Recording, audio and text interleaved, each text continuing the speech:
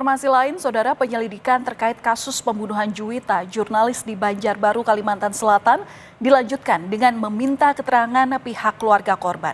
Keluarga Juwita meminta agar penyidik Denpom AL Banjarmasin memeriksa kembali semua CCTV di sepanjang rute korban ditemukan. Keluarga juga minta untuk dilakukan pemeriksaan DNA karena ada dugaan terjadi tindak kekerasan seksual.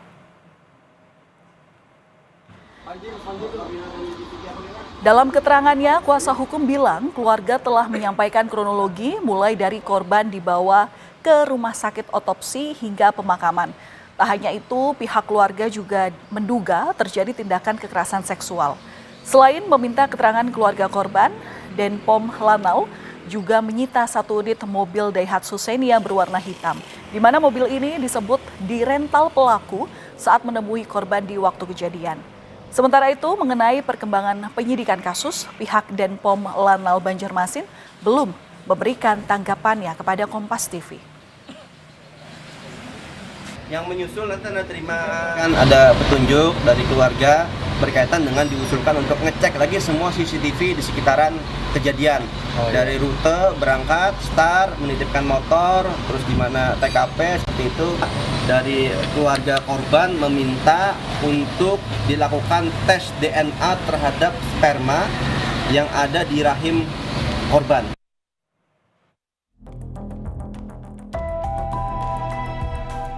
Kasus pembunuhan jurnalis asal Banjarbaru Juwita kini sudah naik ke tahap penyidikan. Sabtu 29 Maret lalu, Polda Kalimantan Selatan menyerahkan berkas dan barang bukti kasus pembunuhan Juwita ke Polisi Militer Denpom Lanal Banjarmasin karena lokasi dan waktu kejadian berada di wilayah hukum Lanal Banjarmasin. Selanjutnya Pom Lanal akan bekerja untuk mengungkap motif dan tersangka. Dari penyelidikan, ini sudah naik ke tingkat penyidikan. Ya. Jadi sekali lagi kami mohon rekan-rekan wartawan bersabar, pimpinan kita tetap bahwa yang bersangkutan instruksinya adalah dihukum yang seberat-beratnya. Sebelumnya, Polres Banjarbaru sudah memeriksa 5 saksi, namun belum termasuk terduga pelaku. Kini, pihak keluarga korban meminta Denpom Lanal Banjarmasin mengusut serius kematian Juwita yang berdasarkan hasil otopsi ditemukan banyak luka memar di tubuh korban. Kesimpulan dari dokter forensik itu ini murni pembunuhan. Jadi kesimpulan otopsinya adalah pembunuhan satu. Yang kedua, hasil otopsinya itu lagi ya tadi adanya memar lebam di kemaluan korban. Kasus pembunuhan Juwita yang terjadi pada 22 Maret lalu sudah mendapat atensi dari petinggi TNI.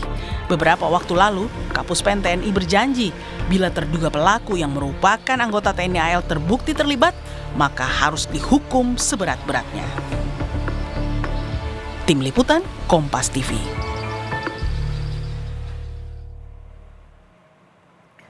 Saudara, pihak keluarga sudah dimintai keterangan oleh penyidik Denpom Lanal Banjarmasin. Selain itu, keluarga meminta penyidik untuk serius memeriksa kasus kematian Juwita karena dari hasil otopsi menunjukkan ada dugaan kekerasan seksual.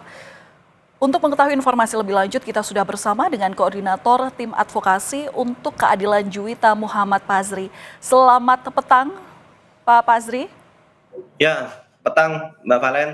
Iya Pak, kemarin sudah dimintai keterangan pihak keluarga termasuk juga ada 5 saksi. Sejauh ini apakah sudah ada perkembangan dari hasil penyidikan yang sudah dilakukan oleh Denpom Lanal Banjarmasin?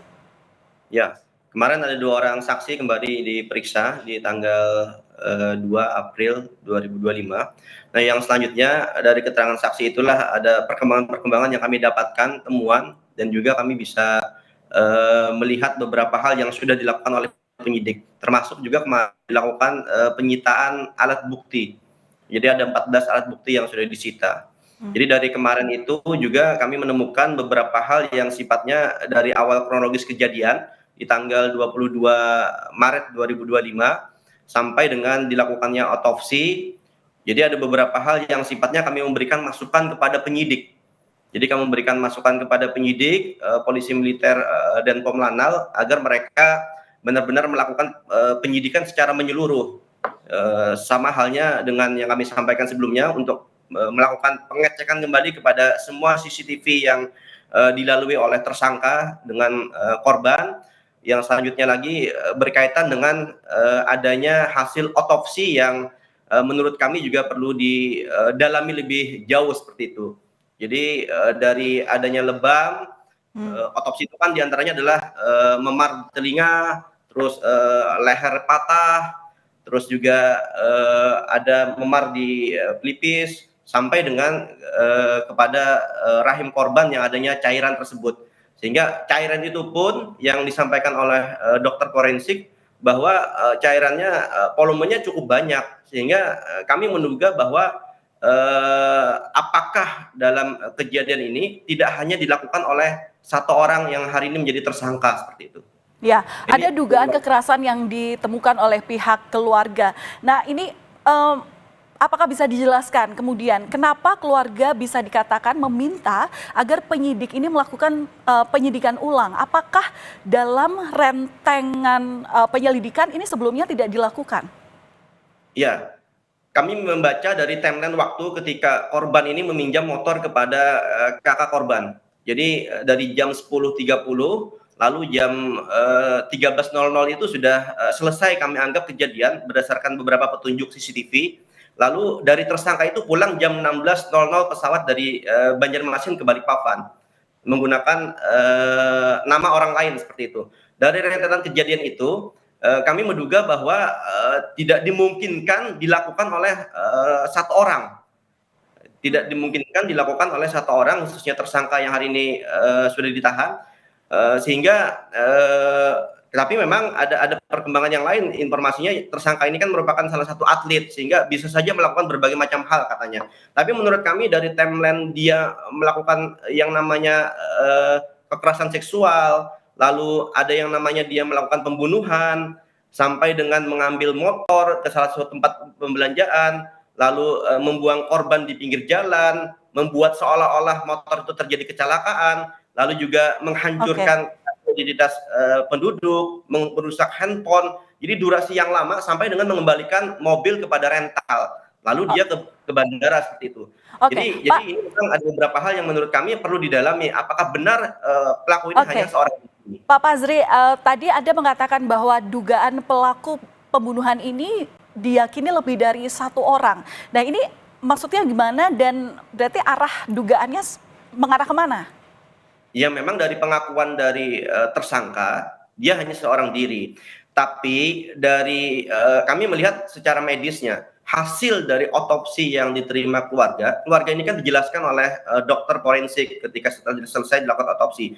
Lalu dokter forensik menjelaskan direkam Bapak Len. Nah, dari rekaman itu kami dengarkan bahwa ada yang namanya cairan. Jadi cairan di rahim korban yang volumenya itu cukup banyak,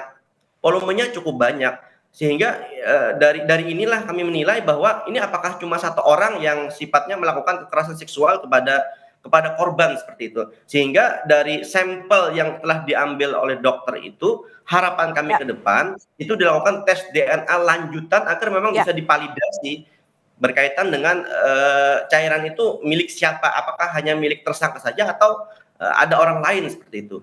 Baik, semoga memang kasus ini segera terungkap apa motif daripada kejahatan yang diduga dilakukan oleh pelaku. Terima kasih atas informasi yang sudah Anda sampaikan dari pihak kuasa hukum korban, Bapak Muhammad Pazri. Terima kasih, Pak.